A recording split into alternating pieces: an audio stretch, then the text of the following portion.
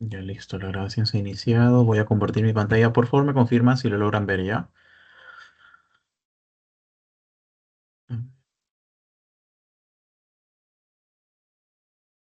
Ya,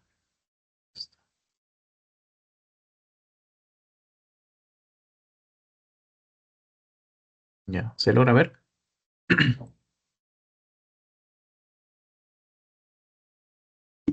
Sí se ve. Sí, se ve.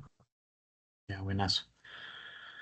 Bien, vamos a comenzar con este último tema. Ya es la segunda unidad, ya estamos terminando todo, básicamente con este tema, que es corto, que es didáctico más que nada, así como la semana pasada que vimos emergencias, esto también es pura interpretación de imágenes. ¿Ya? Acá se debe catalogar principalmente los hallazgos que nosotros tengamos, ¿ya? Porque nosotros podemos encontrar masas, no podemos encontrar nódulos, podemos encontrar quistes, podemos encontrar incluso calcificaciones y cada uno de ellos tiene su clasificación diferente, ¿ya?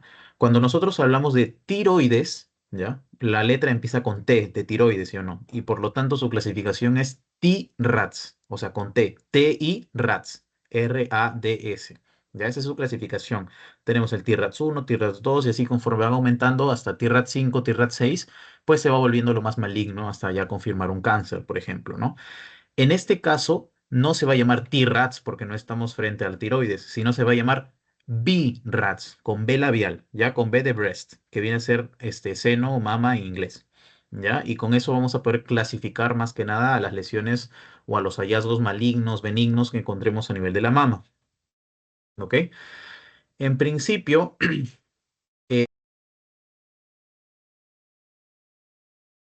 perdón, ya.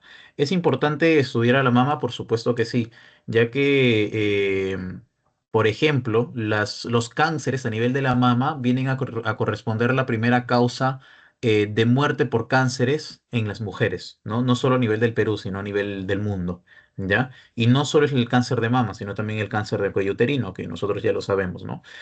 Es por eso que es importante conocer la anatomía de la mama y cómo diagnosticar tempranamente esto, ya que tenemos principalmente dos tipos de estudio de la mama. El estudio de tamizaje, o sea que ese estudio de tamizaje se refiere a los pacientes, a las pacientes a las que los estudiamos sin que presenten síntomas. O sea, es de tamizaje. Le hacen pruebas antes de que lleguen los síntomas o los signos característicos de lesiones malignas para poder diagnosticar en etapa prematura un cáncer, ¿no? Y tenemos los estudios de diagnóstico cuando el paciente o la paciente ya está sintomática, ¿no? Esa es la diferencia entre los dos. Pero bien, cuando hablamos de la mama,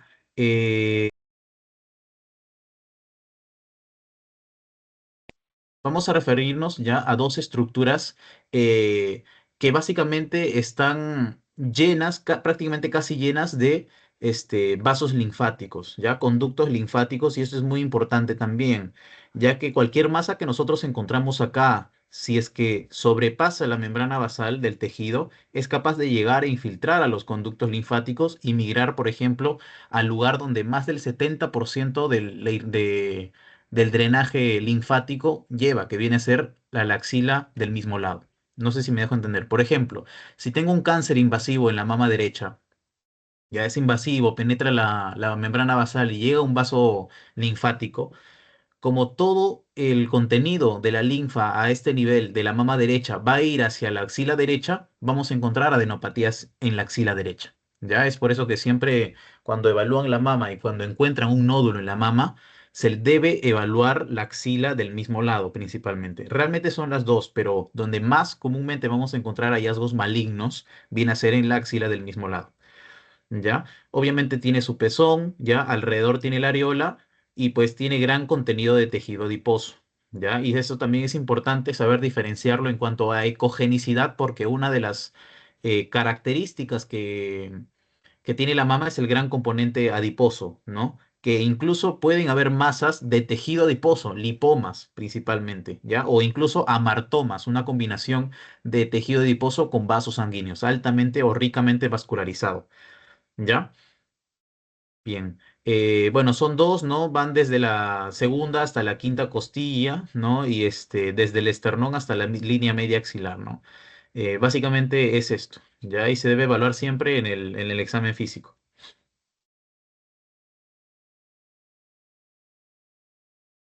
A ver, ya, esto es lo que les decía, ¿no? Lo que les decía era de que cuando tenemos una patología en la mama derecha, por ejemplo, que es infiltrante, va a llegar a los vasos sanguíneos linfáticos porque la mama tiene gran cantidad de vasos linfáticos, ¿ya? Llega a los vasos linfáticos y su drenaje va a ir directamente hacia la zona de la axila ipsilateral, en un 85% el drenaje linfático. Entonces, la axila ipsilateral, o sea, del mismo lado, va a ser la mayor afectada. ¿Ya? También pueden haber otras adenopatías, ¿no? Como subclavia o supraclavicular, ¿no? Pero las axilares del mismo lado son las más comunes, ¿ya? Son las más comunes y las que se estudian prácticamente siempre. Y esta es, por ejemplo, una mamografía que viene a ser la principal, o el principal estudio radiológico que tenemos para la mama. ¿Ya? Esta viene a ser la densidad de la grasa en una radiografía, chicos, ¿ya? Miren todas estas líneas como tal, que no son al 100% de una densidad de calcio. No sé, a ver, voy a hacerle un pequeño zoom, ¿ya? Por ejemplo, estas densidades de acá, estos puntitos bien blancos que acá, estas ya son calcificaciones. Sin embargo, estas líneas así que vemos blanquitas, un poco más, un poco menos blancas que las calcificaciones, vienen a ser los conductillos lobulyares, ¿ya? Entonces, debemos saber diferenciar entre la densidad del calcio, que es importante porque debemos evaluar calcificaciones, y la densidad de los conductillos, ya de los conductos lobulares, lobulillares, como le desean llamar. Y obviamente también analizar la anatomía del pezón, porque una característica, por ejemplo, de malignidad, ¿ya? De malignidad viene a ser la retracción del pezón. En lugar de que esté hacia afuera, va a estar hacia adentro. Esa es la retracción del pezón. Y eso es muy característico, muy sugestivo de malignidad, ¿ya? Tenemos otras, obviamente, otros, otras estructuras anatómicas, sin embargo, no son muy, no son muy bien vistas en una mamografía. La mamografía viene a ser muy ionizante, ya básicamente es una radiografía, pero bien aplicada, o básicamente toda la radiografía que pueden utilizar en una de tórax, o sea, en una radiografía de tórax, o sea, la radiación que se puede utilizar en ella es aplicada solamente a la mama. Es por eso de que se realiza en pacientes que son mayores, ¿ya? No se realizan, por ejemplo, en niñas o mujeres jóvenes. Ya vamos a ver que el punto de corte es de 40 años. Por encima de 40 años yo le realizo una mamografía. Por debajo de los 40 años yo le realizo una ecografía. ¿Ya? Esa es la principal diferencia en cuanto a las indicaciones. ¿Ya? Porque la gran carga ionizante es capaz de generar efectos secundarios. ¿Ya? Es por eso de que no se realizan mamografías tan a seguido en una misma paciente. Se le recomienda hacer una vez al año, a lo mucho dos a veces al año, pero más no, ¿ya? Y obviamente la mamografía se usa principalmente para la prevención, para el tamizaje, para poder reconocer tempranamente los casos que pueden haber de patología mamaria, ¿ya? Bien, ya. La mamografía, como les decía, es una radiografía de la mama del seno y tiene muchas indicaciones realmente. Como es una técnica ionizante, nosotros no le podemos hacer esa técnica a las pacientes que son jóvenes, ¿ya? No le podemos hacer mucho menos a las niñas, ¿ya? Aunque tengan historia familiar como tal, no se le hace al 100% una mamografía, sino que mejor se le hace una ecografía. Pero cuando queremos hablar, ¿no? De las, en este caso, indicaciones de la mamografía, va a ser principalmente la edad. Por encima de 45, de 40 años, perdón, nosotros ya le vamos a hacer o pedir a la paciente que se haga por lo menos una mamografía anual, ¿ya? También los antecedentes familiares, y este es algo bastante importante, que no haya tenido hijos. Porque recuerden que no tener hijos aumenta el riesgo de cáncer de mama, principalmente, y también el riesgo de cáncer de cuello uterino. O el primer hijo después de los 30 años también. Ya, se han detectado como factores de riesgo últimamente. Además, obviamente, la primera menstruación a temprana edad, ¿no? Una menarquia bastante temprana y una menopausia bastante tardía. Es decir, los extremos como tal. Ya, o bien no tener un hijo, o tener un hijo después de mucha edad, o tener la menstruación recontra temprano o la menopausia recontra tarde. Ya, eso es básicamente las indicaciones para nosotros hacer una mamografía. ¿Ya? Y Vamos a tener dos principales incidencias, ¿ya? Así como nosotros en una radiografía de tórax tenemos, no sé, una radiografía de tórax posterior-anterior, antero-posterior, lateral, cráneo-caudal, entre otros, tenemos también en la mamografía. Cuando nosotros hablamos de mamografía cráneo-caudal, hacemos referencia a que se van a tomar los rayos X de arriba, desde el cráneo hacia abajo, hacia zona caudal. ¿Ya?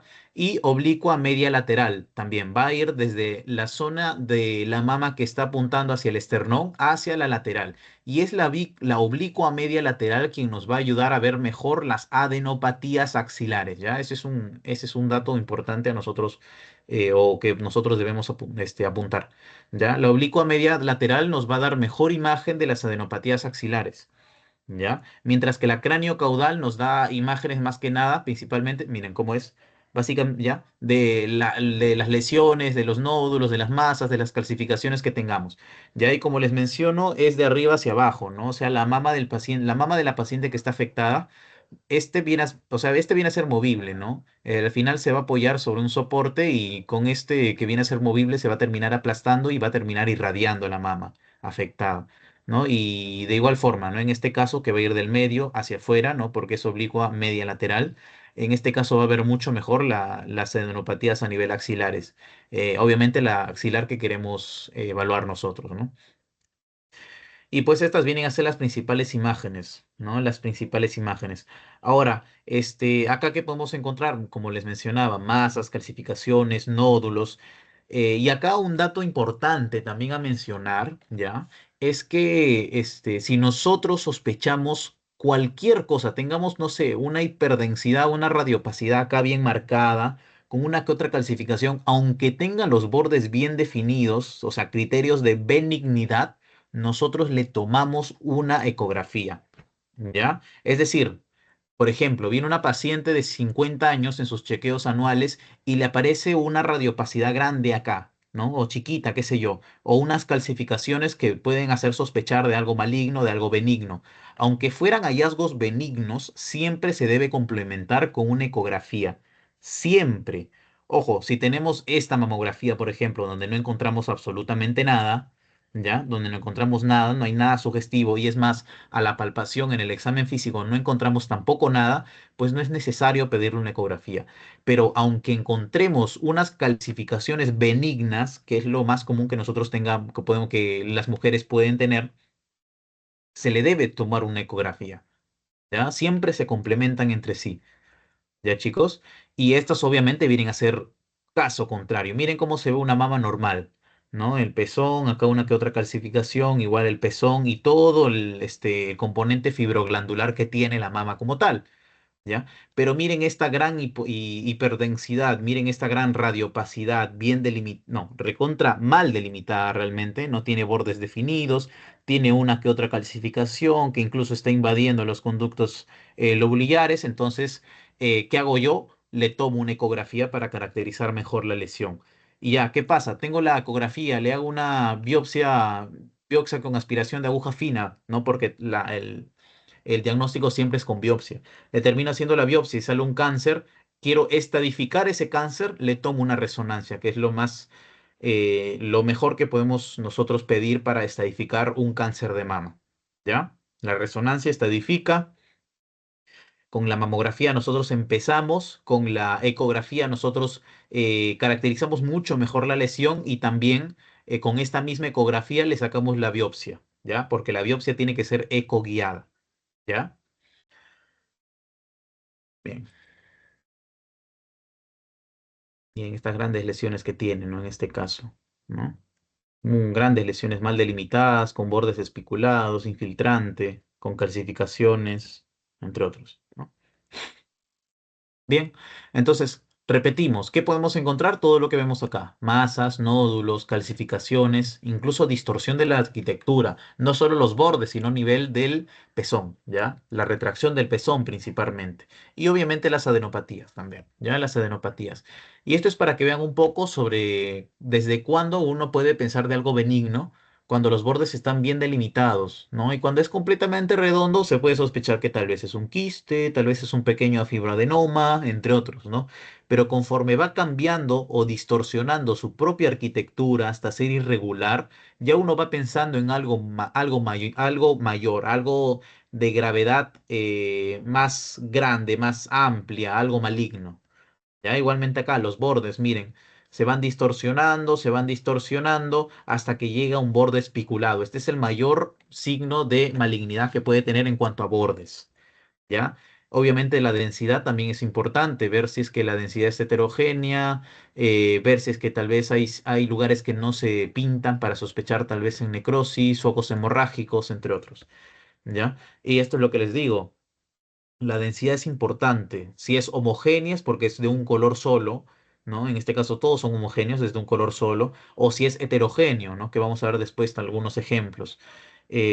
Siempre cuando hablamos de algo benigno, la gran mayoría realmente es más blanquito, ¿no? O realmente esto es muy variable, ¿ya? Muy variable, porque hay incluso hallazgos blancos, o sea, radiopacos que nosotros encontráramos que son altamente malignos, ¿no? Y también hay hallazgos que nosotros veamos que son radiolúcidos, totalmente negritos, que son benignos, como un pequeño quiste. Ya es por eso que esta parte de la ecogenicidad es muy variable. Sin embargo, los bordes sí nos dan un buen criterio para definir realmente algo benigno o maligno. ¿Ya? Conforme va aumentando, más se va haciendo maligno. ¿Ya? Y esto es a lo que les menciono, ¿no? O sea, un nódulo puede estar o una masa puede estar bien delimitada, puede estar con los bordes ocultos, o puede estar microlobulado, puede estar indefinido, no, ni siquiera tiene bordes, se ve como una radiopacidad así tenue, incluso se hace mayor en el centro, y unos con bordes espiculados, ya que es infiltrante, que va llegando posiblemente a los lobulillos, o los lóbulos galactófaros, por ejemplo, los conductos galactófaros. ¿Ya? Y esta es la distorsión de la arquitectura clásica que les menciono. Miren, la distorsión. La piel que debería ir normalmente así en su continuidad normal, pues está yendo hacia adentro. Esa es distorsión de su arquitectura, ¿no? En este caso de la piel, porque a nivel de acá está el pezón, no es el pezón, es de la piel, por eso es retracción cutánea, por ejemplo. Ahora, puede haber mayor compromiso cutáneo, ¿no? Esto de acá, este grande, esto negrito que encontramos acá es la grasa. ¿Ya? Y este viene a ser la piel. Acá también hay engrosamiento cutáneo, por ejemplo, ¿no? Pero esta es la piel. Miren cómo de engrosada está, ¿ya? Solo es que este es algo más, con mayor zoom, por así decirlo, y este es a menor zoom. Entonces se ve mucho más gruesa la piel, ¿no? Ese es engrosamiento cutáneo. Y pues incluso puede haber pérdida de esta piel, ¿no? Distorsión de la piel.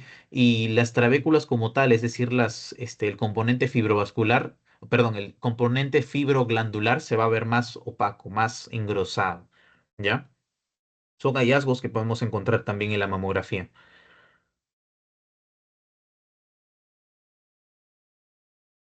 ¿Ya? Y para clasificar los hallazgos que nosotros tengamos en la mamografía, tenemos los BIRATS, ¿ya? Y los BIRATS puede ser tanto por características generales que se pueden hallar en una mamografía, ¿ya? Ese es uno. Puede ser por hallazgos de calcificaciones también en una mamografía. Tenemos dos tipos de BIRATS. Tenemos BIRATS asociados, por ejemplo, a hallazgos en una ecografía y tenemos otro BIRATS. Y también tenemos hallazgos asociados a los hallazgos, bueno, BIRATS en base a los hallazgos de una resonancia. Son cuatro principalmente los BIRATS, pero básicamente tienen casi las mismas características, o sea, los bordes principalmente. Y ahí cuando uno habla de generalidades, vamos a ir tanto de BIRAT 0 a BIRAT 6, ¿ya? Ojo, ¿por qué hago énfasis en esto? Porque, por ejemplo, las calcificaciones, el BIRAT, según las calcificaciones, empiezan en el 2 y terminan en el 5. Es decir, por ejemplo, si les ponen una imagen y les piden definir en cuanto a BIRATs a ciertas calcificaciones y les ponen ¿cuál es? BIRATS 0, BIRATS 1, BIRATS 6 o BIRATS 3. Ya, pues, supongamos que son esas tres. Pero saben de que no hay 0, no hay 1, no hay 6, que les queda 3, por ejemplo. Entonces pueden ir diferenciándolo, pueden ir quitando algunas alternativas con eso. ¿Ya? Es importantísimo realmente. Ahora, Cuando tenemos un hallazgo en mamografía y solo lo estoy viendo en la mamografía, nunca puede ser un BIRAT 6. Puede ser máximo un BIRAT 5. ¿Por qué? Porque el BIRAT 6 solamente solo, se va a clasificar como tal cuando tenga una biopsia con diagnóstico de cáncer. Cuando tenga yo una biopsia con diagnóstico de cáncer, diagnóstico de carcinoma, ductal infiltrativo, entre otros muchos que hay, pues yo voy a decir de que es un BIRAT 6, ¿ya? Si es que no, si es que obviamente tengo altamente sospecha de malignidad, tengo calcificaciones, no sé, lineales, ramificadas en Y, tengo bordes bien espiculados, con infiltración, con retracción del pezón, altamente sospechoso de malignidad. No puede ir al 6 sin que pasemos por el 5 primero. ¿Ya? Entonces, lo catalogo primero como 5, pido una biopsia con aspiración de aguja fina, diagnostico el cáncer y lo paso automáticamente al BIRAT 6. Antes no. ¿Ya? Y bueno, según la clasificación de las microcalcificaciones, ¿ya? Qué juego de palabras, ¿no? Básicamente va a ir del 2 al 5. No tiene 0, no tiene uno y no tiene 6, ¿ya?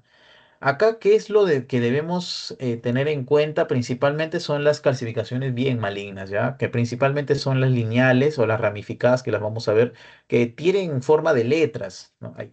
Tienen forma de letras, ¿no? Forma de Y, ¿no? Principalmente la forma de Y, ¿no?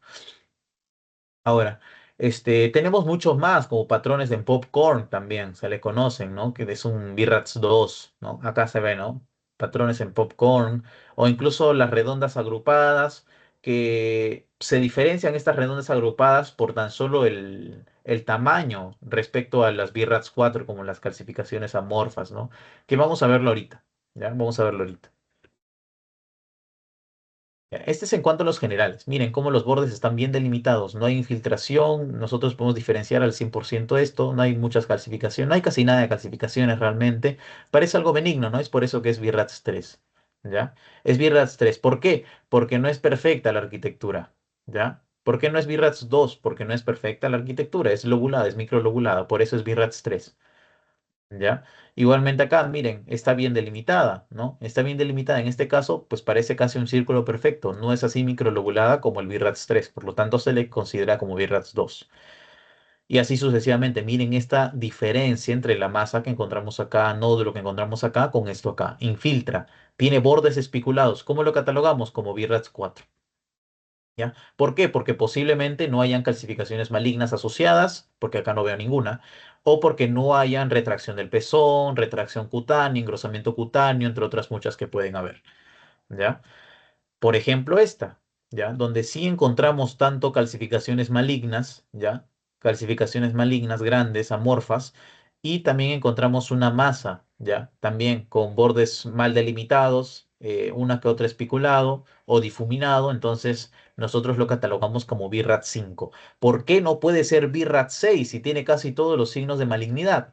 ¿Por qué? Porque solo se va a catalogar como BIRAT 6 en cuanto a generalidades de la mamografía cuando tengamos una biopsia positiva a un cáncer. Por ejemplo, acá, miren, todo esto son hallazgos de posiblemente algo maligno, ¿no? Especulado, posible infiltración, una que otra calcificación también, ¿ya? En este caso no hay distorsión de la arquitectura, puede ser catalogado como BIRATS 4, BIRATS 5, pero ¿qué pasa? Yo le tomo una biopsia y automáticamente se pasa como BIRATS 6. Esto ha sido extraído de un caso clínico donde fue diagnosticada la paciente de un carcinoma ductal invasor. Ahora, en cuanto a las neoplasias primarias más comunes, frecuentes a nivel mundial, el carcinoma ductal invasor es el principal, es el primero, el más común, ¿ya?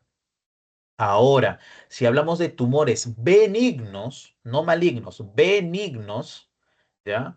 De la mama, que sean primarios, el más común es el fibroadenoma, ¿ya? Eso también es importante que lo conozcan, que lo anoten, ¿ya? Malignos, carcinoma ductal invasor. Benignos, fibroadenoma, ¿ya? Y ahora vamos a ver las calcificaciones, ¿ya? ¿Cómo nosotros vamos a diferenciar las calcificaciones?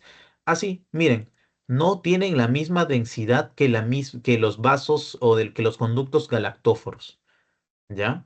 Miren, esto es el BIRATS 3, por ejemplo, porque son patrones en coral, por ejemplo, son distróficas, no tienen un trofismo como tal, bastante definido. ¿Ya? Ahora, como les menciono, la gran diferencia, por ejemplo, entre el VRATS 3 con el VRATS 4 y el VRATS 2 son los tamaños también. En este caso son mayores a 0,5 milímetros.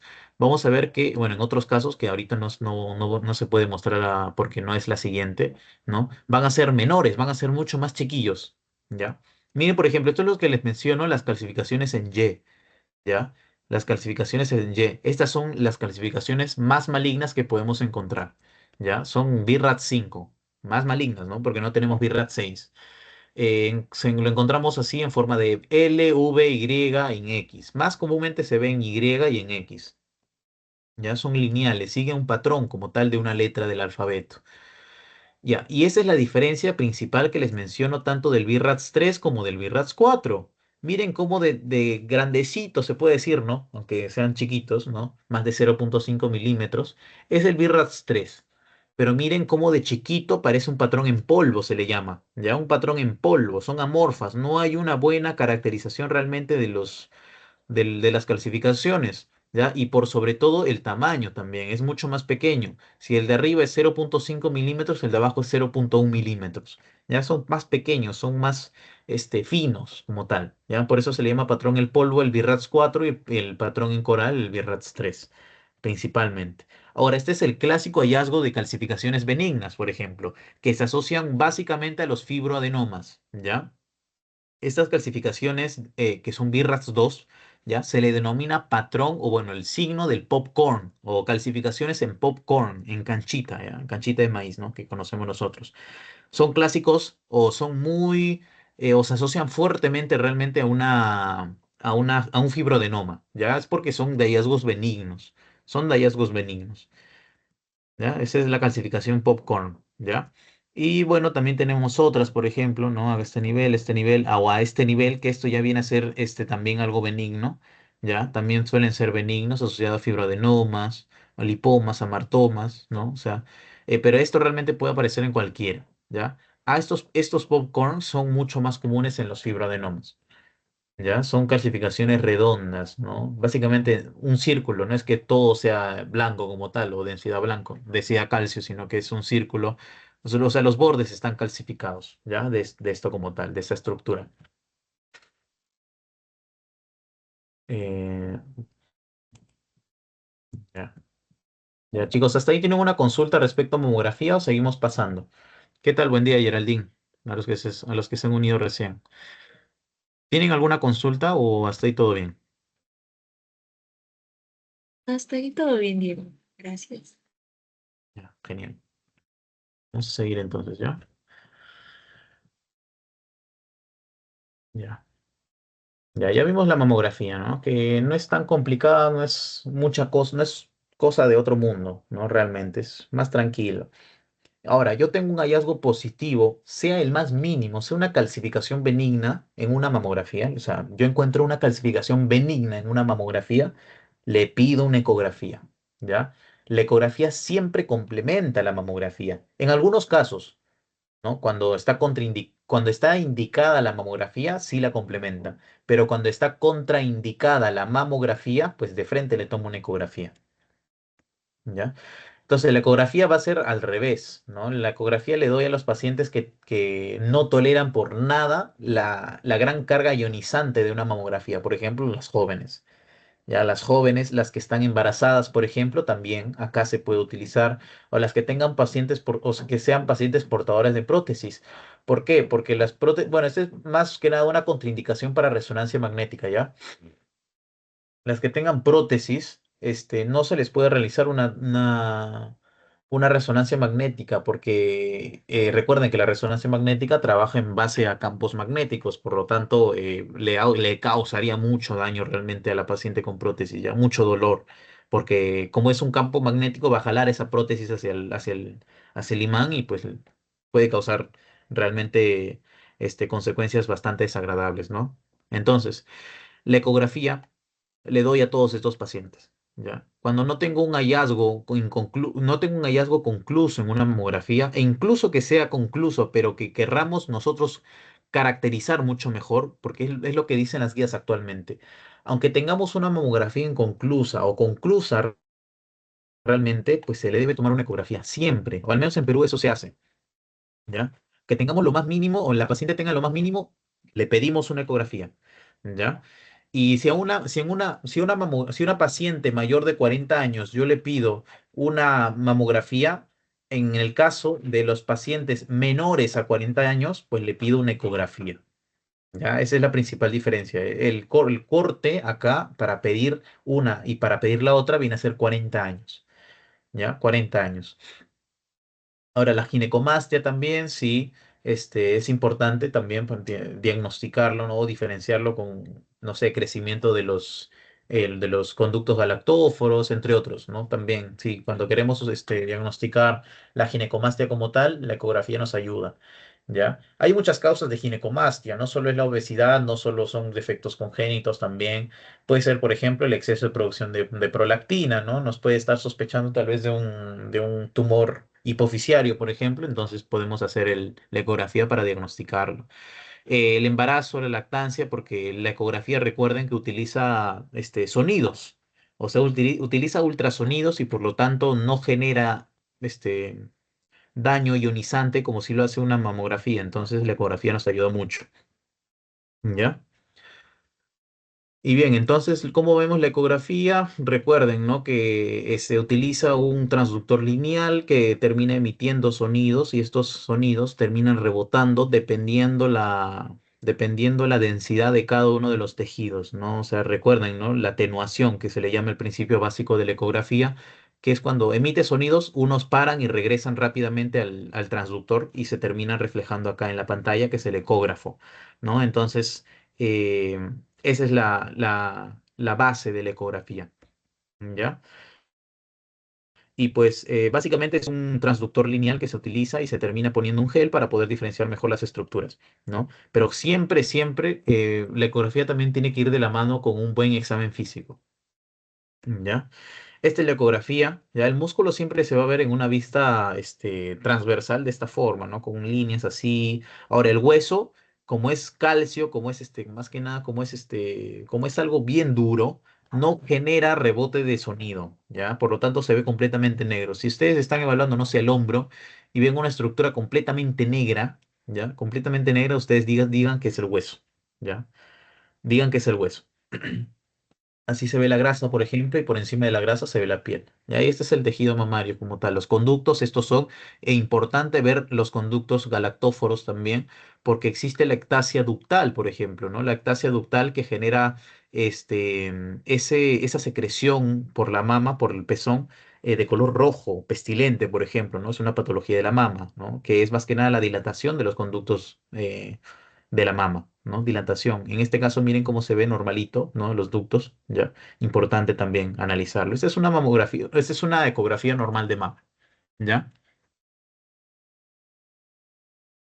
Bien, ya. Y como nosotros también tenemos BRADS en mamografía, también tenemos BRADS en ecografía, ¿ya? Y en este caso no empieza desde el 0, sino empieza desde el 2 y también acaba en el 5. Es como las calcificaciones, ¿ya? Ahí no podemos confundirnos. Es como las calcificaciones, básicamente.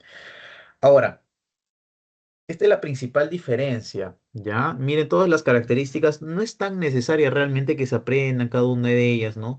Solo con saber, por ejemplo, de que las densidades, ¿ya? Cuando es benigno, o sea, las ecogenicidades, mejor dicho, cuando es benigno, van a ser muy bajas o nulas. Realmente nulas, ¿ya? ¿Por qué? Porque cuando es BRADS 2 se asocia a lo más benigno que podemos encontrar, como por ejemplo un quiste, ya que no causa tanta patología como tal, porque es bien delimitado, es más ancho que alto, obviamente genera una sombra acústica posterior y pues su contenido es completamente líquido, no es sólido, no es una masa, por lo tanto es un quiste simple.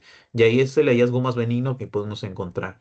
¿No? Y conforme van pasando los BRADs, miren, en este caso ya no se vuelve anecogénico, sino se vuelve hipoecogénico, ¿no? Hay ecogenicidad, pero no es tanta, ¿ya? También genera su sombra acústica. Ahora, la densidad también puede, o sea, la ecogenicidad puede ser heterogénea también, ¿no? Puede ser sólido líquido a la vez, ¿no? Entonces, por ejemplo, en el caso de los BRATS3 se asocia a fibroadenoma, ¿no? Y pueden ir pasando, pueden ir pasando. Miren, el BRATS4 también definidos, puede estar mixto, va a ser más ancho que alto, igualmente, ¿no? Pero en estos casos, esto verdecito suele ser como que una masita que está pediculada. Acá sale un pedículo, un pequeño bracito y sale toda una masita como tal. Eso es, vamos a ver imágenes también de un quiste complejo, ¿ya? Ese es un quiste complejo principalmente, ¿ya? Y bueno, en la ecografía también podemos tener hallazgos de malignidad, ¿no? Los bordes espiculados, la infiltración a los conductos o la alteración de la anatomía de la mama, entre otros, ¿no? Eso es básicamente cáncer, ¿no? Tenemos imágenes acá. Miren, por ejemplo, este es un quiste simple. ¿Ya? Este es un quiste simple. Lo que les menciono es completamente anecogénico. No genera ningún eco. ¿Por qué no genera eco? Porque es agua. ¿Ya? Y cuando no genera ecos es agua. Entonces, ya básicamente acá se sospecha que es un. Bueno, básicamente ya se diagnostica un quiste. ¿Ya? Porque es agua. Y encima genera su refuerzo posterior. Este viene a ser la sombra acústica posterior, que viene a ser hiperecogénica. Ya, entonces, ¿cómo la catalogamos? Como un BRATS2. ¿Y por qué BRATS2? Porque viene a ser un quiste simple. Así de sencillo, ¿ya? Así de sencillo es. Pero miren, por ejemplo, acá, ¿qué diferencia ven acá? Miren los bordes, bien delimitados arriba en un BRATS2 y miren los bordes acá, están recontra mal delimitados, ¿ya? No hay una buena realmente arquitectura del tumor, o sea, está bien especulado, está microlobulado en algunos casos, ¿no? ¿Cómo lo catalogamos? Como BRAF5, ¿no? Sugestivo de un cáncer. Le hacemos la biopsia, ¿no? Diagnosticamos el cáncer como tal, ¿ya? Ahora, la densidad también es importante, no es completamente anecogénica como si lo encontramos acá arriba en un quiste. Los quistes sí suelen ser, básicamente, como son colecciones de líquido en una membrana como tal, o sea, en una bolita que encontramos mucho líquido, se van a ver completamente negros, como acá, ¿ya? Ahora, ¿cuál es la diferencia entre el quiste simple y el quiste complejo? Que de acá, por ejemplo, sale un pedículo y sale una masita, por ejemplo, ya que tengo una imagen, creo, la siguiente. No, este no es. Este es el clásico BRATS3 porque es sugestivo de un fibroadenoma, ¿ya? O sea, tiene la ecogenicidad heterogénea, ¿ya? Tiene la ecogenicidad heterogénea. No es que no genera ecos como un quiste simple, sino que es heterogénea, es sólido. ¿Ya? E incluso dentro de esta masa bien delimitada, porque ojo, está bien delimitada, es un óvalo casi perfecto, ya es por eso que es benigno, ¿no? Incluso tiene calcificaciones. ¿Cómo se denominan las calcificaciones fuertemente asociadas a un fibroadenoma? Popcorn, ¿no? Estas son las clásicas calcificaciones en popcorn que tiene un fibroadenoma, ¿ya? Ya, y esto es a lo que me refiero de quiste complejo, ¿ya? El borde está completamente negro porque es agua, los bordes están ligeramente espiculados, o sea, están lobulados como tal, o sea, no hay una buena arquitectura. Y pues de acá sale un pedículo, este es el bracito con la masa como tal, este es el quiste complicado, ya, ese ya es un BRATS4, ya, este es un quiste complejo, complicado. Mientras que por otro lado también tenemos un quiste simple. ¿Ven la diferencia? Que ya tenemos otro quiste simple. Miren la diferencia entre un quiste simple que está bien delimitado, que tiene su sombra acústica hiperecogénica. En este caso también sombra acústica hiperecogénica. Ven esta alineación, ¿no? Esta división de las ecogenicidades, ¿no? Pero miren, ambas son anecogénicas en gran parte, ¿no? En este es todo, en este en gran parte. Pero aquí el quiste simple no tiene un pedículo como tal, como sí lo tiene un quiste complejo.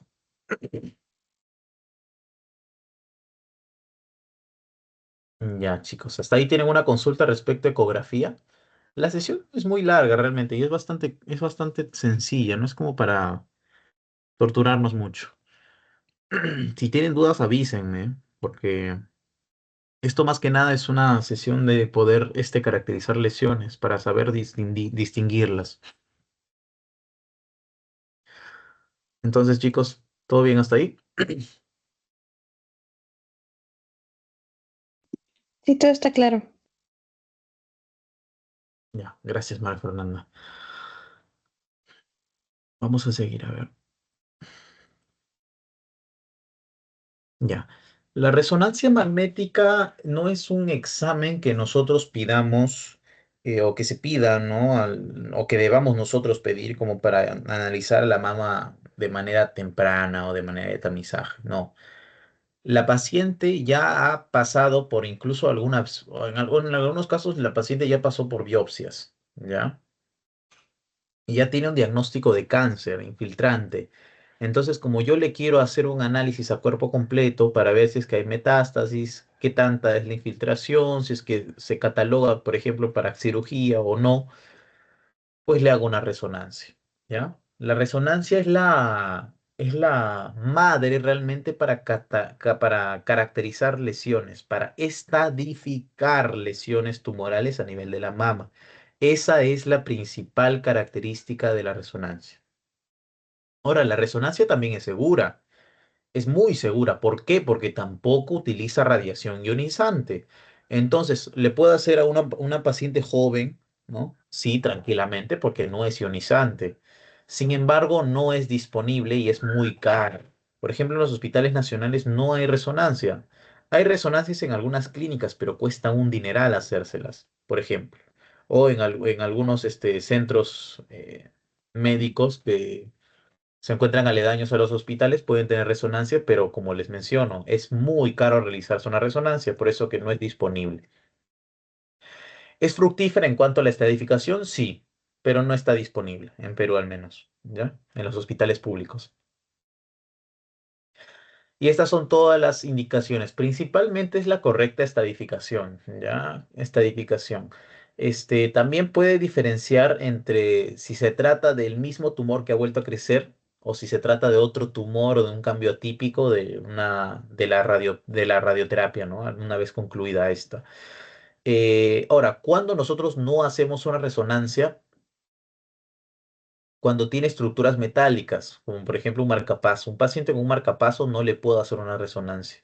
O principalmente es eso, ¿no? Los marcapasos, una herida de bala, entre otros, no le puedes hacer una resonancia. Estas son las principales contraindicaciones, ¿no? ¿Qué más podemos decir? Ya, bueno, tiene más sensibilidad para diagnosticar también o para encontrar los tumores que están ocultos. Ahora, también algo importante a mencionar en la resonancia magnética es de que no se pueden ver las calcificaciones. Ya, eso también anótenlo.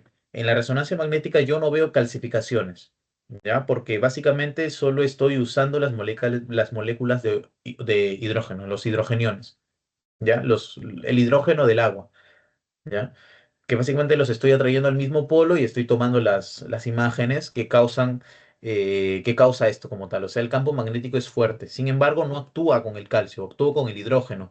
Y por lo tanto, la imagen no se va a ver así de blanca como se ve, por ejemplo, en una tomografía o una radiografía, sino que se va a ver normal, ¿ya? No ve calcificación en la resonancia. Y eso es algo importante que debemos tener en cuenta, ¿ya? Ya. Miren, por ejemplo, cómo se toma una resonancia en este caso, ¿no? Son resonancias aplicadas realmente a nivel del seno, sin embargo, en algunos casos se utiliza cuerpo completo, ¿ya? Porque esos suelen hacer metástasis, sí, a nivel del hígado, a nivel de la columna torácica, ¿no? Al cerebro también, en el caso, porque existen casos, aunque raros, de cáncer en la mama en el hombre, ¿no? A la próstata también que se va, ¿ya? Miren cómo se ve el lujo detalle de una resonancia, ¿no? Caracteriza mejor realmente las lesiones, si es que hay infiltración, si es que hay dilatación de los conductillos. A ver, hacerle zoom. Miren, como hay dilatación, alteración de la grasa, o calcificaciones, en este caso ya es otra cosa, ¿no? Este ya es la masa, ¿no? Son varias masitas, por ejemplo, igual, masitas con comportamiento que no capta contraste, comportamiento necrótico. Igualmente, comportamiento necrótico, no capta mucho el contraste, bien delimitados, afecta a la grasa. O sea, nos va a hacer la correcta estadificación para ver si es que la paciente entra o no a cirugía, ¿ya? O simplemente para ver qué. qué tratamiento es el mejor para ello, ¿no? Si es, cuántos ciclos de quimioterapia, entre otros, ¿no? O antes, o cirugía de frente, ¿no? Miren cómo se ve, ¿no? Cómo se ve. Esta viene a ser una masa con comportamiento necrótico también, ¿ya? Acá ya no hay nada, acá. Pero acá sí, ¿ya? La diferencia principalmente cómo se ve en una resonancia magnética. Y también realmente hay BIRADS, ya en este caso va del 0 al 5 y esto no creo que les pregunten, ya. Sin embargo, como teoría sí es bueno saberlo, ¿no? Va del 0 al 5, eh, 0, básicamente no hay un examen completo, ¿no? O sea, se debe realizar antes de esto una mamografía o una ecografía. ¿Ya? Cuando vemos que es algo negativo, no encontramos nada, es BIRATS 1. Y cuando hallamos, no sé, una masa bien delimitada, circular, casi perfectas, BIRATS 2 y así sucesivamente, los bordes este, van entrando en juego, ¿no? Si es más microlobulado, va sospechoso, si es espiculado, va altamente sospechoso, ¿no? Y se debe realizar siempre una biopsia. Pero ojo, antes de nosotros realizar una resonancia, se le debe haber hecho una mamografía o una ecografía al paciente. ¿Ya? Al menos una mamografía, pero ninguna de ellas, si es que no tenemos ninguna de las anteriores, no le pido realmente una resonancia, no tiene sentido.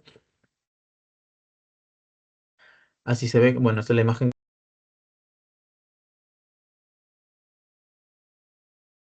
que les Diego, mostré antes, ¿no? El BIRAT 5. Sí, sí, me di cuenta que se había apagado, perdón.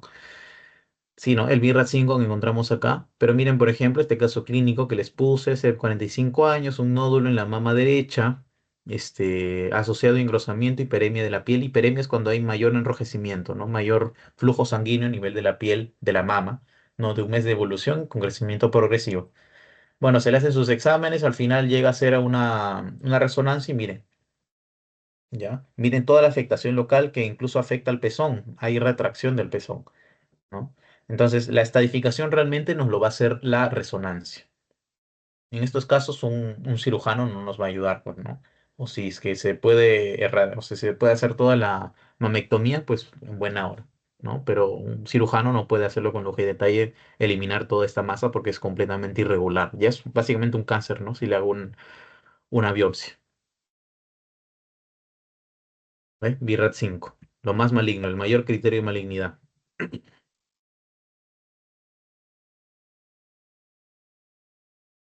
Ya. Vamos a empezar con las patologías que encontramos en la mama, ¿ya?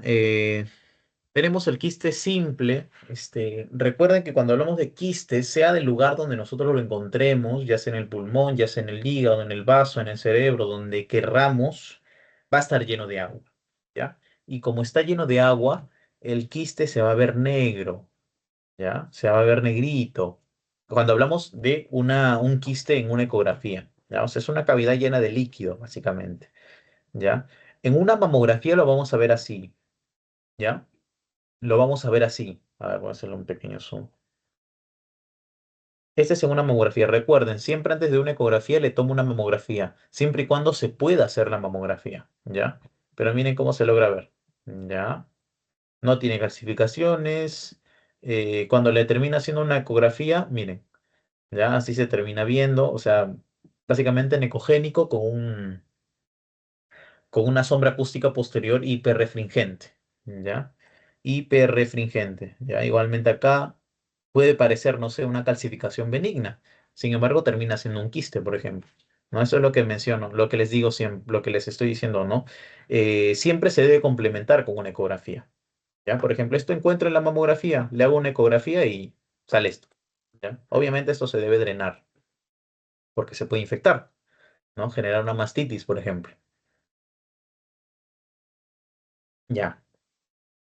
Recuerden que el fibroadenoma es el tumor benigno primario más común que encontramos en las mujeres o a nivel mundial incluso.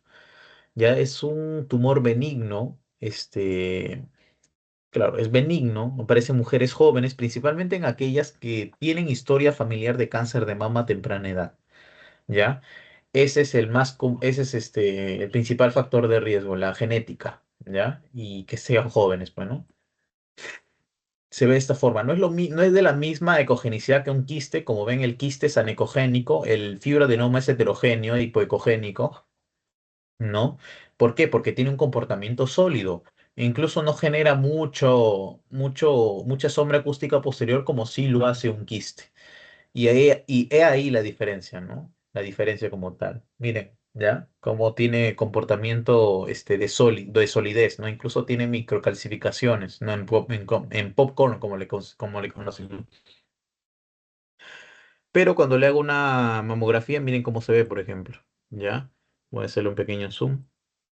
Nosotros podemos decir de que no tiene los bordes bien definidos, tiene calcificaciones, ¿no? No hay una afectación como tal a nivel local de los conductos, tampoco hay alteración de la piel, alteración del pezón, ni de la grasa, pero tiene bordes difuminados, bordes alterados. No llegan a ser espiculados, pero sí microlobulados, por ejemplo. Lo podemos catalogar como, no sé, un BIRATS 4, ya, pongamos un BIRATS 4, porque los bordes no están espiculados.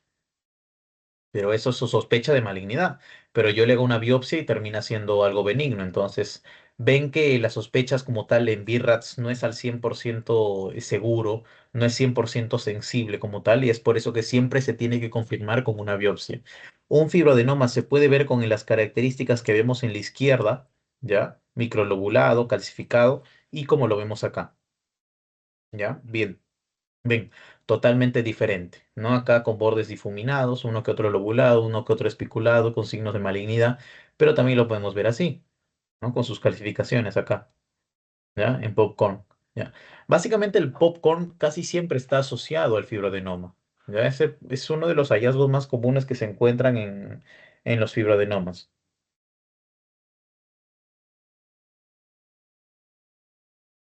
Ya.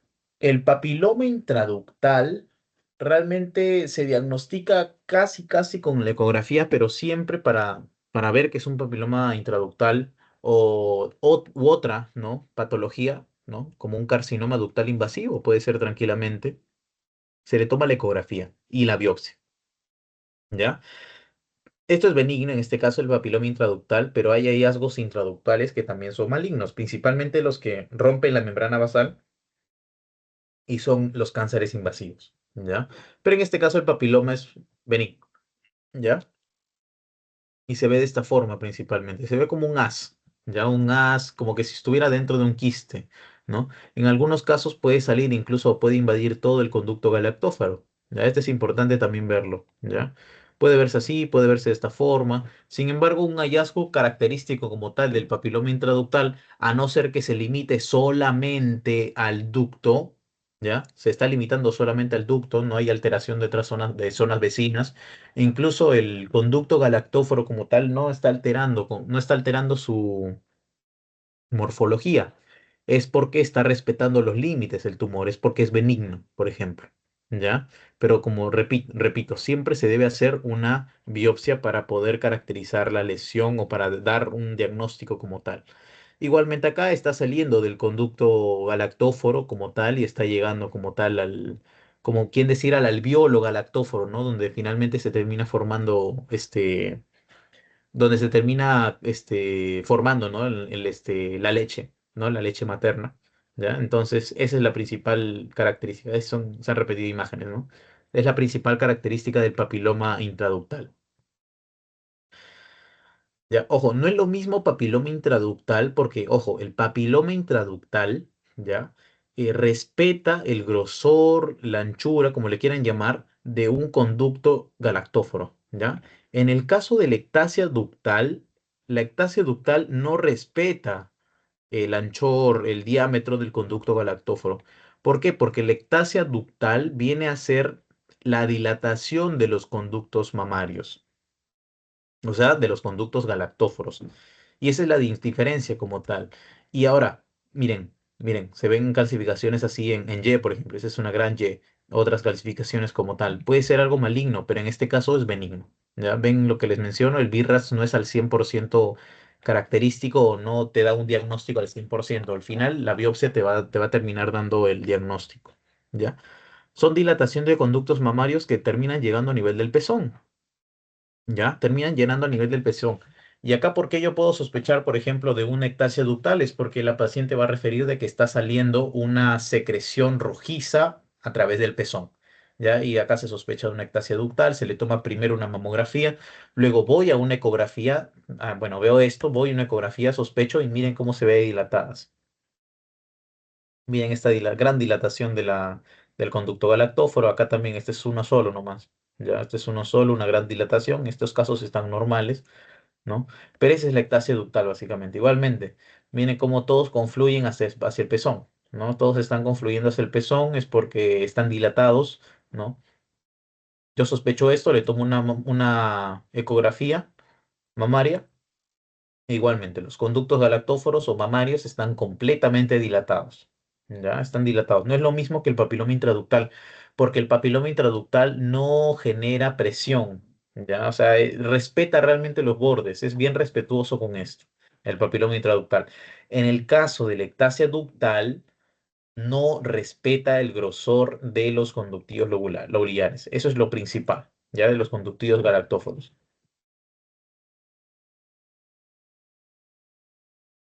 Ya. Amartoma es básicamente grasa, ya, grasa y vasos sanguíneos en un tumorcito. Ya, ese es amartoma, tejido adiposo, tejido glandular y tejido fibroso. Y obviamente tejido vascular también. ¿Ya? Y es encapsulado. ¿Por qué? Porque es benigno. ¿Ya? Estos amartomas se pueden encontrar en el hígado, en el pulmón muy pocas veces, en la piel, en partes blandas, ¿no? Pero también se puede ver a nivel de la mama. ¿Ya? Y básicamente esta es la masa. Ya, a ver, voy a hacer un pequeño zoom. Ya miren, primero le estoy tomando una mamografía a la paciente y veo toda esta gran masa de acá, ¿no? Por ejemplo, ¿no? Tiene una que otra calcificación, bla, bla, bla, es heterogénea, bordes difuminados a este nivel, pero se puede apreciar por acá, ¿no? Pero le termino complementando el estudio con una ecografía y veo esto, por ejemplo. ¿Qué es, Diego? ¿Mucha grasa? No. Miren esta gran delimitación, miren esta cápsula, por ejemplo. Esa viene a ser la cápsula de un amartoma. ¿Y por qué sé que es grasa? Porque lo de acá de arriba es grasa también. Y miren la densidad de acá abajo. Está casi completamente igual, ¿no? Ya básicamente casi llegamos a un diagnóstico de amartoma, le tomamos una biopsia y pues llegamos a ello, ¿ya? Igualmente acá, miren cómo se ve, ¿no? Cómo se termina viendo. Y este básicamente viene a ser el amartoma como tal. O sea, es una combinación de grasa, de tejido fibroglandular, por ahí una que otra calcificación. También si le hago un ecodoppler va a salir ricamente vascularizado. O sea, ese es el amartoma, ¿ya? El amartoma. Pero su principal componente es la grasa, ¿ya? Y bueno, finalmente tenemos la mastitis, que la mastitis viene a ser inflamación de la mama, ¿no? De los conductos, o sea, básicamente es una infección bacteriana, ¿ya? Que le da principalmente a las pacientes que dan de lactar, ¿no? A los pacientes que dan de lactar, ¿no? Principalmente. O sea, en periodo de lactancia, ¿no?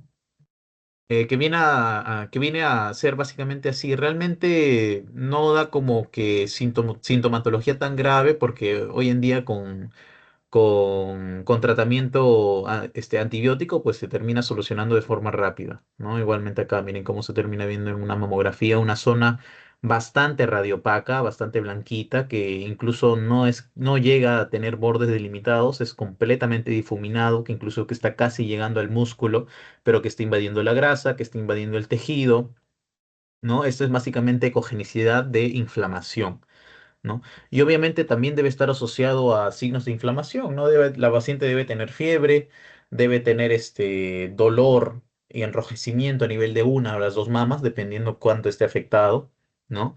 Debe tener PCR elevada, leucocitosis, BSG prolongada, entre otras muchos hallazgos que pueden tener para sospechar de una inflamación. Ya una ecografía también lo puede diagnosticar. En estos casos no se hace biopsia, pues.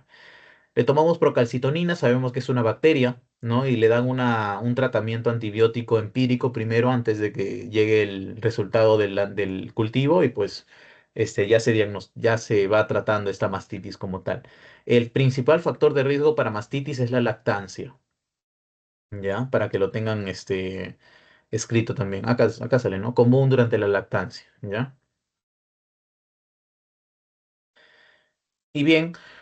Las neoplasias malignas también la podemos ver, básicamente es un resumen de lo que ya les dije, ¿no? Son lesiones espiculadas, mal definidas, borrosas, con calcificaciones en Y, lineales, en L, en V, ¿no? Como nosotros querramos llamarle, que dan este tipo de apariencia. Miren esta gran masa que encontramos acá, por ejemplo, o este gran compromiso fibroglandular que tenemos, infiltración realmente, que incluso borra algunos, los pacifica. ¿No? O tenemos las retracciones, ¿no? Del pezón, la distorsión de la arquitectura, ¿no? Ahora, también podemos hacer un PET-CT, ¿ya? Una tomografía por emisión de positrones, principalmente cuando sospechamos de que la masa no es un tumor primario, ¿ya? Si sospechamos de grandes focos neoplásicos por metástasis, sí, le tomo una PET-CT, para ver dónde es que está el comportamiento inflamatorio o dónde es que se han ido las metástasis. ¿Ya? Porque la PET-CT ve mucho más la enfermedad a distancia que una resonancia. La resonancia da la estadificación local más que nada, ¿no? Esta es resonancia, por ejemplo, esta es PET-CT, ¿no? Pero básicamente son estos los criterios de malignidad. Miren esta gran masa que encontramos acá, que es la masa de la mama izquierda, o sea, la mama izquierda es mucho más grande que la mama derecha, por ejemplo. Esta es la mama izquierda. Miren cómo hay un gran engrosamiento de la piel, cutáneo a este nivel, incluso un poco de la grasa, compromiso, incluso fibroglandular, bordes espiculados. Esas son neoplasias malignas. Le hago otra PET-CT, en este caso con radiofármaco tecnesio 99 y miren, ¿no? No solo es la masa derecha, que la masa derecha es la más grande. El cerebro siempre lo pinta, la vejiga también, ¿ya? Ojo. Pero miren, a nivel de la axila ipsilateral, la axila derecha, mama derecha está afectada, ¿no? También a nivel del vaso, posiblemente a nivel del riñón también que ha hecho metástasis. Ya, esos son los lugares más frecuentes de hacer metástasis en cuanto a un cáncer de mama. ¿No? E igualmente los hallazgos, ¿no? De retracción del pezón, alteración de los conductos galactóforos, engrosamiento cutáneo, es lo principal o lo más importante que debemos evaluar. Ahora, no podemos afirmar que es una neoplasia maligna sin nosotros antes hacer una biopsia. Sin biopsia nosotros no podemos decir de qué es cáncer, ¿ah? Sospechamos sí, le damos el abordaje, le decimos que venga, le citamos sí, o al día de mañana o ahí mismo le hacemos la biopsia, ¿no? Pero no podemos decir de que es algo maligno sin antes ver la biopsia, ¿ya? El diagnóstico siempre es anatomopatológico antes que radiológico. La radiología siempre ayuda, pero no da el diagnóstico como tal.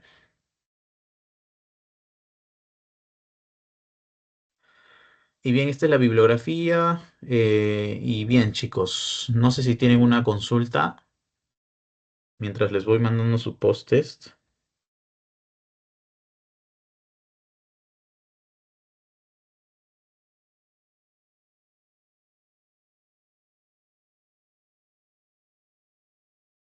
Ya, les acabo de enviar el post-test. ¿Tienen alguna consulta, chicos?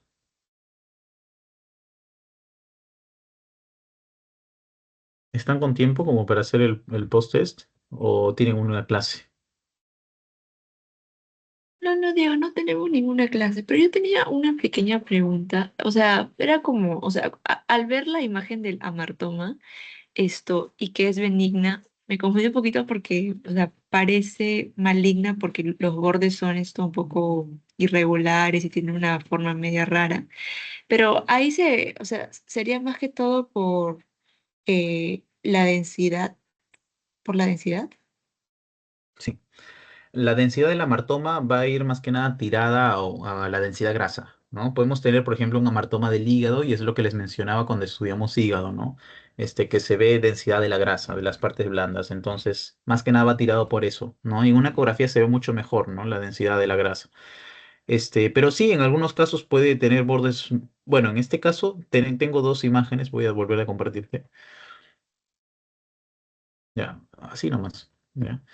Tengo dos imágenes. En este caso, miren este es el borde. En este caso está bien delimitado. Ay, mucho, mucho, mucho, mucho. Un momento. Este ya es neoplasia maligna, este es amartoma. Ya. Miren, en este caso está bien delimitado, por ejemplo. Mira, ¿ves esta delgada línea hiperrefringente que tenemos acá? ¿No? Está bien delimitado, igualmente acá. En los dos polos, polo de arriba y polo de abajo, ¿no? Pero mira lo que está por encima de la línea. Esta línea de acá, la que está horizontal, es la piel, ¿no? Pero lo que está debajo de la piel debe ser la grasa. ¿No? Estamos en lo correcto. Entonces todo esto es grasa. ¿no? Y es la misma densidad que encontramos acá. Prácticamente es la misma. ¿Ves la diferencia, no? Sí, Geraldine. sí, sí, sí. Y es por eso que se cataloga más como un hallazgo benigno. Así lo vemos más que nada, así se ve más que nada, ¿ya? Ese es el principal, o sea, así es la caracterización principal de un amartoma, ¿no? Ahora puede tener también estos hallazgos, ¿no? Puede tener uno que otro quistecito, porque estos son quistes, ¿no? Porque mira esta delgada línea que da su sombra acústica posterior también. Ya igualmente acá, delgada línea que da su sombra acústica posterior. ¿Por qué? Porque también puede acompañarse de tejido fibroglandular, ¿ya? Como tiene tejido fibroglandular y está bien delimitado realmente, ¿ya? Sí se ve los bordes, ¿no? Acá un poquito que no, ¿no? Pero sí se ven los bordes. Pero igual como te comento, el diagnóstico siempre tiene que ser con biopsia, ¿ya? Yo puedo tener esto, ¿no? Puedo tener esto, le hago una biopsia y me sale un carcinoma ductal invasor. No puedo decirle a la paciente, no puedo dar falsas esperanzas, por ejemplo, a una paciente, ¿no? Que está viniendo por un cuadro clínico, ¿ya? Más que nada va Ah, ok, tirado por ok. eso. Pero Pero en siempre al estos, final es con biopsia. sí, sí, siempre Ok. es con biopsia, siempre. Puedo tener hallazgos de malignidad siempre si me sale un lipoma, sale un fibroadenoma, o en el peor de los casos sale uno maligno, ¿no? No Ok, es muy Diego, muchas sencillo. gracias.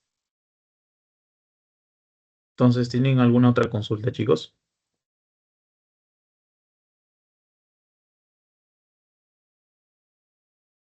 Voy a compartir pantalla rapidito porque tengo clase en 15 minutos.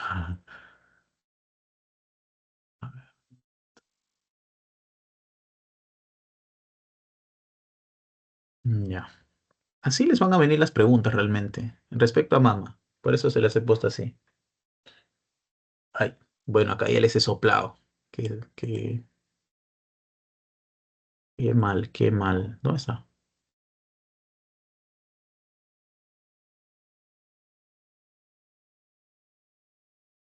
Imaginemos que no lo hemos visto. ¿Ya?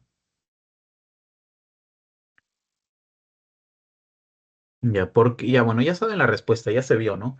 Pero ¿por qué sería mayor de 40 años una contraindicación para ecografía mamaria? Porque generalmente se hacen mujeres jóvenes, ¿Ya? Generalmente, ¿y por qué se hacen mujeres jóvenes?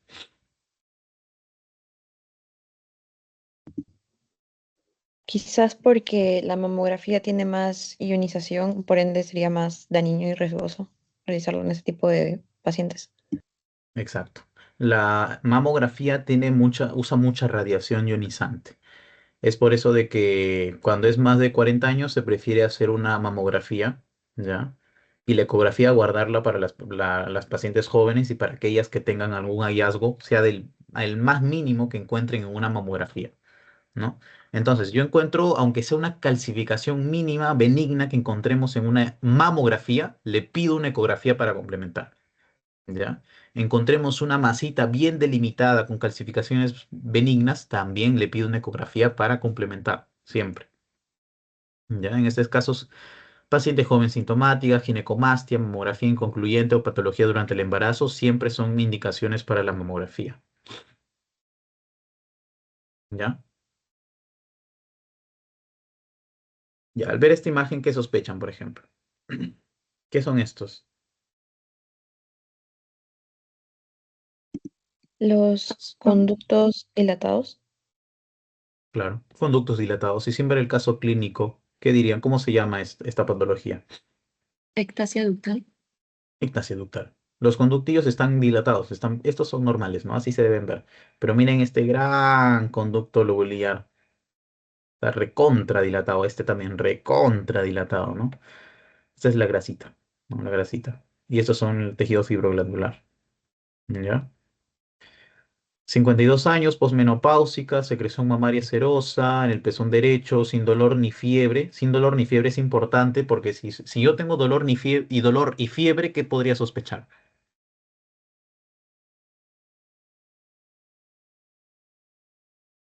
mastitis, Mastitis. Mastitis, perfecto. Sí, eso sí dan fiebre y van dan dolor. Hiperemia a nivel de la mama que esté afectada. ¿Ya?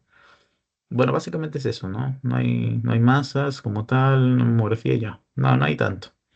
Es ectasia ductal, es benigno, ¿ya? Uy, acá está doblegado, ¿ya? Acá se ha doblegado. A ver, un toque.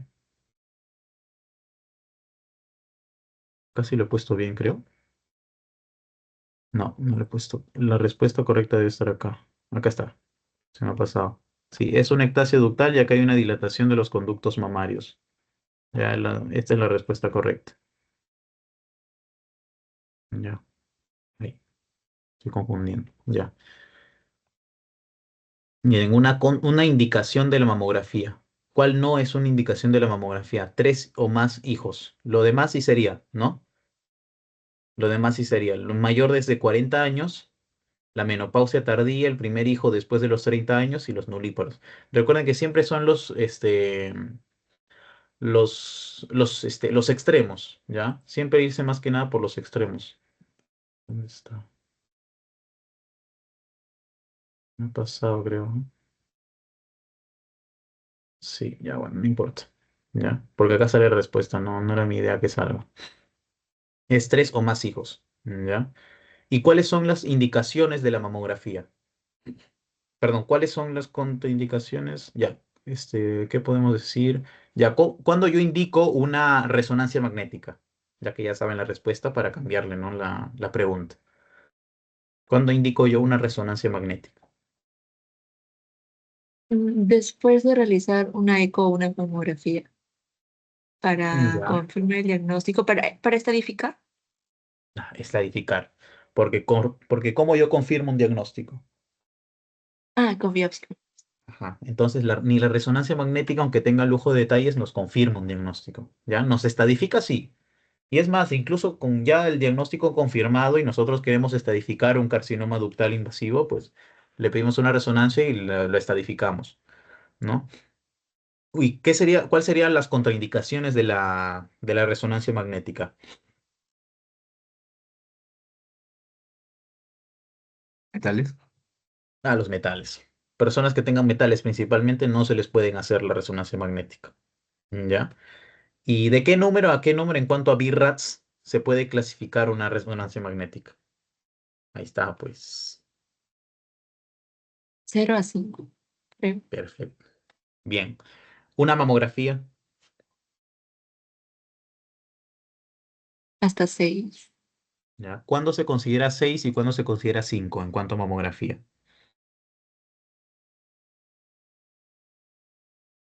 6 creo que era cuando ya teníamos la biopsia, o sea, cuando ya estaba confirmado, pero no me acuerdo bien, ¿sí? Exacto. Sí, sí, tranquilo. Sí, sí, así es. Perfecto. Sí, cuando yo tengo biopsia, ya lo dejo de llamar BIRAT 5.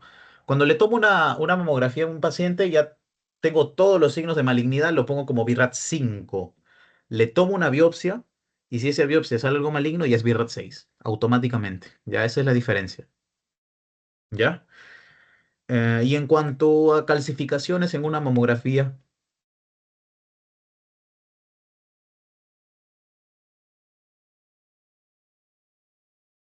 Creo que era de 2 a 5 de la 2 a 5. clasificación. Claro, de 2 a 5. ¿Qué más les pueden preguntar de estos?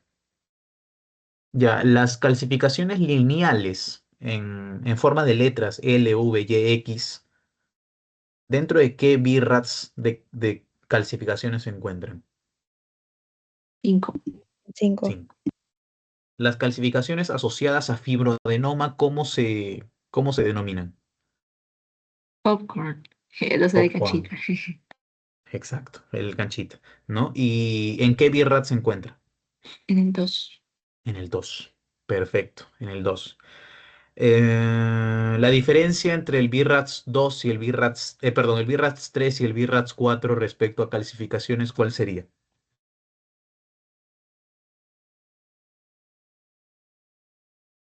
Creo que el 4 era como polvo, por así Ya, decirlo. Y el 3 era polvo, como puntos más. Patrón en coral. patrón en coral. Esa es la principal diferencia, ¿ya? El 3 es patrón en coral y el 4 es como polvo, patrón en polvo, ¿ya? Y el tamaño por sobre todo. El cuarto, el patrón en polvo es mucho más pequeño, ¿ya? Más de 0,1, incluso menos es el punto de corte, ¿no? Pero bien, es eso. Respecto a eso, creo que ya está. Creo que no habría más problema, ¿no? A ver. La paciente de 65 años, diabética hipertensa, se aprecian las siguientes clasificaciones en una mamografía. ¿Qué ven acá, chicos? Clasificaciones lineales. Ya, lineales. Por lo tanto, ¿qué BIRATS es? 5. Claro, son las clasificaciones mayormente malignas que se pueden encontrar en una paciente. ¿Ya? Estas son clasificaciones malignas. ¿Ven la diferencia, ¿no? Entre el tejido fibroglandular, ¿no? O sea, el conductillo galactóforo como tal, con una calcificación. ¿Ven la diferencia, ¿no? Y eso es lo que yo quiero llegar. ¿Ya? Lo que quiero que sepan diferenciar. Para que no piensen, ah, mira, acá hay una calcificación, ¿no? Acá hay otra. No, no. Para que no confundan, ¿no? Una densidad de calcio con una densidad diferente, ¿ya? Que también es blanca, pero no llega a ser calcio. Ya hay mucho menos metal, ¿no? Metal es mucho más blanco, mucho más reluciente. Ya este es calcio. PIRAT 5, ¿no? Ya. El tumor benigno primario de mama más común es. Fibroadenoma. Fibroadenoma, ¿Y el maligno? carcinoma ductal, Ujú. invasor. Invasivo. Ajá, invasor. Perfecto. No creo que les pregunten más realmente. No sé entonces si tienen una consulta, chicos.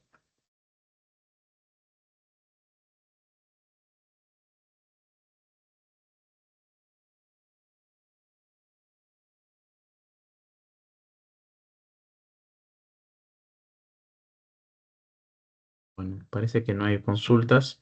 Bueno, ya saben que mi número lo tienen ahí presente si tienen alguna consulta respecto a cualquier cosa. Voy a tratar de subir ahorita la grabación, no se preocupen. Pero no sé si a ustedes les sale para finalizar la reunión. En los tres puntitos les sale finalizar grabación. Cualquiera de ustedes.